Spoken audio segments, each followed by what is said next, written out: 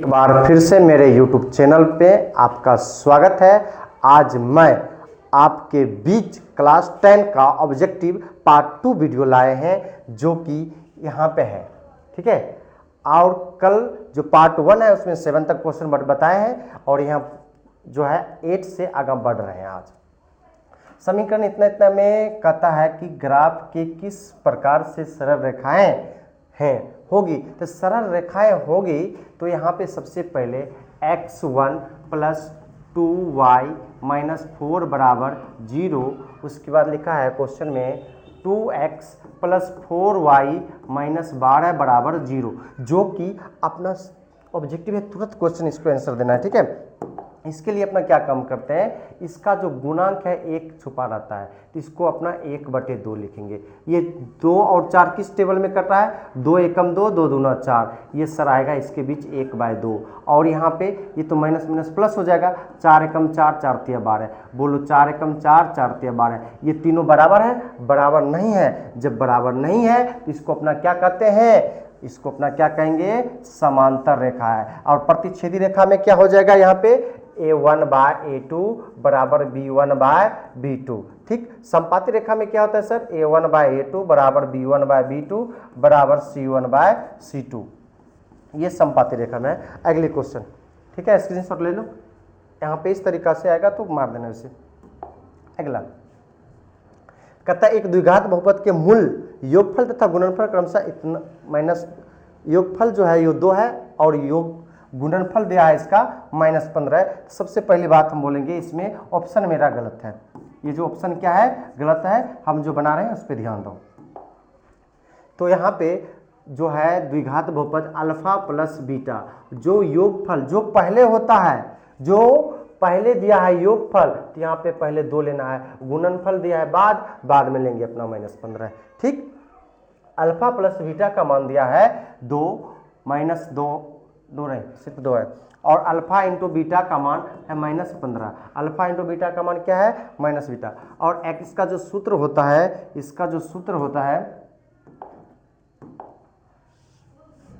x² minus alpha plus beta into x plus alpha into beta, ठीक है। ये द्विघात बहुपद का सूत्र है। किसका सूत्र है, द्विघात बहुपद का, द्विघात बहुपद का सूत्र है, ठीक। उसके बाद अपना यहाँ पे x² अल्फा प्लस बीटा का मान क्या दिया है सर, 2 दिया है। तो यहाँ पे इसके ब्रैकेट में अपना 2 लिखेंगे into x plus alpha into beta, जिसको अपना गुणनफल कहते हैं, उसका वैल्यू दिया है -15, ठीक। यहाँ पे रख के x² माइनस 2x माइनस 15, जो इसका सही क्वेश्चन है। प्लस गुना माइनस माइनस हो जाएगा, ठीक। आगे बढ़ते हैं। अब कहता है यदि समीकरण इतना इतना के मूल बराबर हो तो k का मान ज्ञात करें। मूल बराबर क्या होता है, मूल बराबर कहने का मतलब b² माइनस 4ac बराबर 0। अगर ये 0 से बड़ा है तो मूल होगा। अगर ये 0 से इसका मान b² minus 4ac, b² minus 4ac ये 0 से छोटा हो, 0 से छोटा हो, इसका अपना कहते हैं अवास्तविक, अवास्तविक।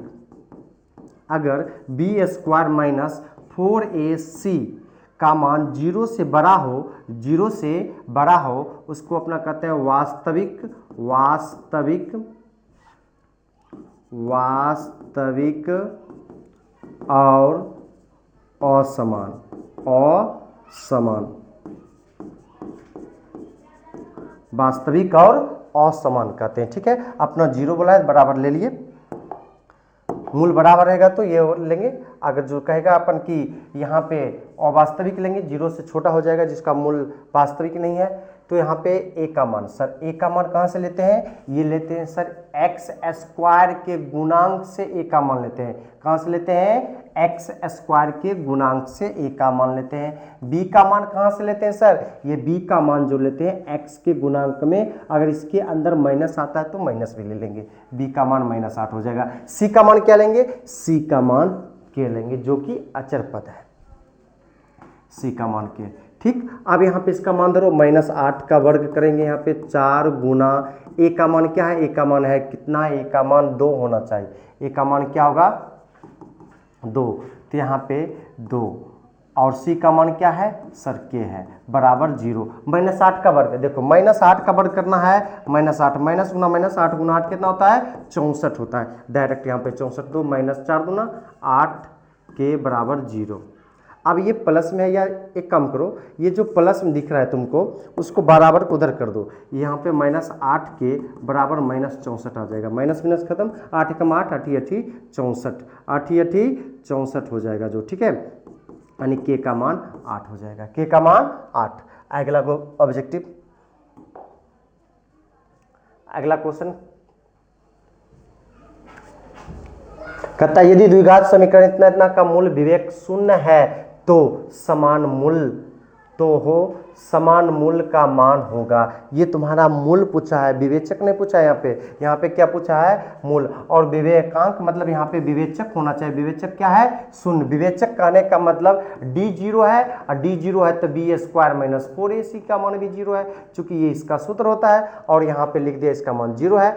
द्विघाती बहुपद का सूत्र क्या होता है, द्विघाती समीकरण का सूत्र क्या होता है,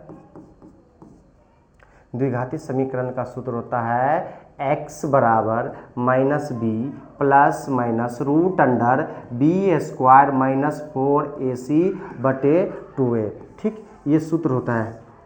और ये सूत्र होता है इसके अंदर में, अब धरो यहाँ पे और एक चीज़ तुम सबके लिए अच्छा कर दिया है कि यहाँ पे दिया है a का मान 1 हो जाएगा, नहीं दिया है यहाँ पे x² plus bx plus c बराबर 0, यहाँ पे a का मान a हो जाएगा और b का मान b हो जाएगा, c का मान c हो जाएगा, c का मान क्या हो जाएगा c हो जाएगा। तो x बराबर -b plus minus √b² - 4ac का मान दिया है 0 बटे 2a। अब यहाँ से 0 जोड़ना घटना क्या बात है, छोड़ दो इसको, क्या हो जाएगा x बराबर -b/2a। किसी संख्या में 0 जोड़ने से या घटाने से कोई फायदा नहीं है, ठीक है, इसलिए ऑप्शन नंबर इसका क्या हो जाएगा सर बी हो जाएगा। अगला क्वेश्चन नंबर 12 कहता है इतना इतना के मूल, ये देखो ऑब्जेक्टिव है, इसको अपना शॉर्ट में बनाते हैं, इसका भी ऑप्शन गलत है, इसका भी ऑप्शन क्या है गलत है, ये जो ऑप्शन है ये पूरा गलत है, एक भी सही नहीं है। तो सर क्या करें, यहाँ पे इसका जो है लिखा है क्वेश्चन 1/α, 1 क्या लिखा है अल्फा इंटू 1/β। इसका पहले सूत्र देखो क्या होता है, बनाते हैं सूत्र, पहले क्या बना लेते हैं सूत्र, इसका जो निकालते हैं अल्फा और बीटा का एलसीएम होता है गुना। जब कोई भी संख्या को मतलब दोनों में नहीं लग रहा है भाग तो अपना दोनों को गुना कर देते हैं, ठीक है, कोई गुणनखंड नहीं हो तो अल्फा भागा अल्फा कट जाएगा, क्या होगा बीटा गुना 1, ये बीटा, ये ट्रिक है, ऐसे काटते नहीं है, काटने का खाली सिंबल बताते हैं, बीटा बीटा कट जाएगा तो क्या बचेगा अल्फा बचेगा, ठीक है, क्या बचेगा अल्फा, ये क्वेश्चन में है। अल्फा प्लस बीटा बराबर क्या होता है alpha plus beta into alpha into beta. अगर ये alpha plus beta plus alpha है, अल्फा प्लस बीटा लिख सकते हैं, जो कि इसका सूत्र होता है -b/a बटे c/a, और a खत्म हो जाएगा, -b बटे c होगा, -b बटे c। b का मान क्या होगा सर, b का मान क्या है यहाँ पे, जो कि अपना b का मान लेते हैं x का गुणांक, b का मान क्या लेते हैं x का गुणांक, x का गुणांक 5 है, और c अचर पद लेते हैं जो कि 1 है, जो कि अपना ऑप्शन में नहीं है, इसलिए इसका ऑप्शन गलत है। अगला क्वेश्चन कहता है 8 के प्रथम 15 गुणजों का योगफल ज्ञात करें। 8 के 15 गुणज मतलब 8 के टेबल को अपना 15 बार लिखना, 8 एकम 8 8 दूना 16 8 तिया 24, उसके बाद इसको जोड़ेंगे, कितने तक गुना करेंगे 15 गुणज, 15 गुणज होना चाहिए, तो 15 थे लास्ट में 120, जिसको अपना अंतिम पद कहते हैं, क्या कहते हैं अंतिम पद। इसमें जो प्रथम पद आया है, प्रथम पद इसको अपना देंगे a, और सार्वंतर इसमें निकालेंगे, जो कि सार्वंतर हो जाएगा कितना तुम्हारा, यही टेबल है तो यहाँ पे 8 हो जाएगा। उसके बाद हो गया पदों की संख्या कितनी है, पद कितना बोला है n, इसमें SN का सूत्र लगाएंगे। छोटा वाला एक सूत्र पढ़े हैं ना तुम सब, ऑब्जेक्टिव है, ऑब्जेक्टिव देखते बनाओ, n/2 a plus A N. N का मान क्या है सर? 15 है, 15/2। उसके बाद ए का मान क्या है? ए का मान 8 है। अंतिमा पद क्या है? 120 है सर। ठीक, 15/2, 120 प्लस 128 हो जाएगा, 2 से कटेगा ये 64 हो जाएगा। इसको तुम गुना कर लेना है। इसको गुना करने का एक तरीका है, देखो सब तरीका भी बताइए देते हैं। 15 चौक कितना हो जाएगा? 15 चौक 60 जीरो, बचा कितना? 15 चौक 60 बचा कितना? 6, 15 छक 90, 90 6 96। इसका आंसर ऑप्शन नंबर डी हो जाएगा। अगले क्वेश्चन, यदि एपी का समय, देखो ये कितने आसान क्वेश्चन दिया है ऑब्जेक्टिव के लिए, ये है क्वेश्चन, ठीक है। और एक बार तुम सब देख लेगा, इसको कभी भूलेगा नहीं ये क्वेश्चन। इसमें कहता है इसका अंतर बताए। अंतर, अंतर मतलब होता है डी का मान। ये जब अंतर पूछ देगा इसमें बताने के लिए तो क्या करना है? सबसे पहले इसमें पूछ दे, ये होता है ए एन, मतलब अंतिम पद। ए एन, देखो अभी सब्जेक्टिव ऑब्जेक्टिव बनाते थे, फिर उसको ऑब्जेक्टिव करते हैं तुरंत।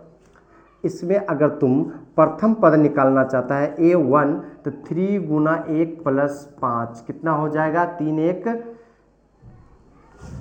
3 गुना 1 प्लस 5 तो कितना हो जाएगा यहाँ पे? 8। अगर A2 निकाल रहा है तुम, 3 गुना 2 प्लस 5 तो यहाँ पे कितना था? 3 दूना 6, 6 5 11। यहीं से पता कर लेगा कि सर इसका अंतर जो है वह 3 होगा। और सबसे आसान तरीका इसका बता देते हैं, जो n का गुणांक रहता है वही अंतर होता है, वही समान अंतर होता है। वही क्या होता है? सामान्य अंतर। समांतर इसका लिख लो नोट में, NOT, n का गुणांक ही सार्व अंतर कहलाता है।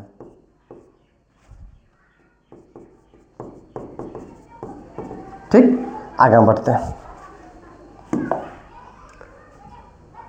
इतना का कहता है इसके केंद्रक शीर्ष ज्ञात करें। क्या काम करना है? तीनों बिंदु का पहला लेना है। तीनों बिंदु का पहला लेकर 3 से भाग दे देंगे। चूंकि 3 बिंदु का अपना निकाल रहे हैं तो 3 + 5 + 4/3। उसके बाद ये हो गया y का में। और जो दूसरा पद होता है ABCD में, पहले x आता है उसके बाद y आता है, तो पहले x हो जाएगा उसके बाद y वाला में क्या हो जाएगा? इसमें तुम्हारा 5 7 - 9,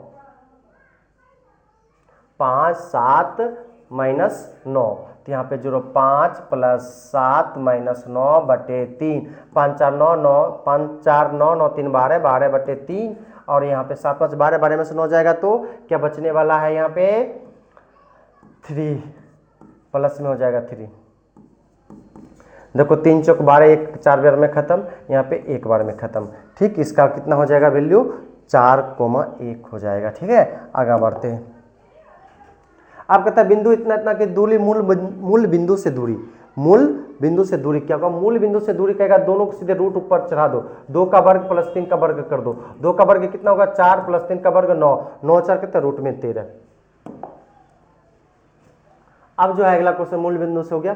कहता है इसका देखो, ये जो क्वेश्चन है 9 से, इसमें से तुम पहले कॉमन देखो क्या आता है।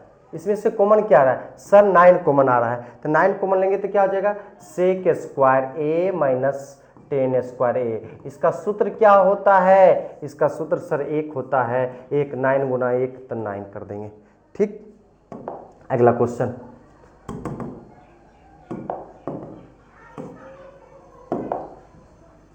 इसका जो है 1 + 10², ये जो है ये बटा है, क्या है? बटा। 1 + 10² का सूत्र क्या होता है सर? होता है sir sec² a, plus 1 + cot² का सूत्र क्या होता है? Sir cosec² a। इसका सबको हम ट्रिक बताने वाले हैं, बहुत जल्द वीडियो पे आने वाले हैं। सूत्र लेकर खाली इसका जो है, फिर इसका सूत्र क्या हो जाएगा सर? 1/cos² a बटे 1/sin² a। और एक बात समझो, ये जो बटा है, ये बटा मतलब होता है भाग। बटा मतलब क्या होता है? भाग। इसका अपना 1/cos² a, और ये बटा हो गया भाग। भाग को उल्टा होता है गुना, और गुना चिन्ह देंगे, इसको एक पलटा मारेंगे, sin² a यहाँ पर भी आ जाएगा और बटे 1 आ जाएगा।